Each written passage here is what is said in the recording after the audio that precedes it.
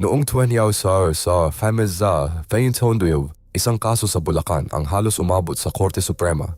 Hindi dahil sa lupa mismo, kundi dahil sa isang munting burol sa gitna nito. Nagsimula ang lahat nang magsimulang magkonstruksyon sa isang lupain na tinitirhan ng isang katutubong komunidad.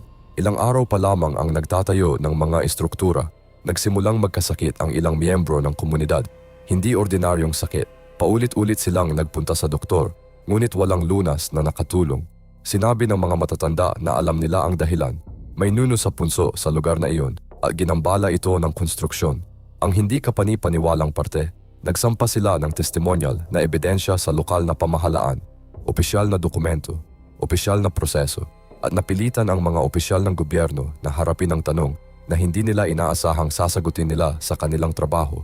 Tunay ba ang nuno sa punso? Ito ang nagpapatunay na ang paniniwala sa mga espiritu ng lupa ay hindi simpleng kwento ng mga lolo at lola. Hanggang ngayon, hinuhubog nito ang batas, medisina at gobyerno ng Pilipinas.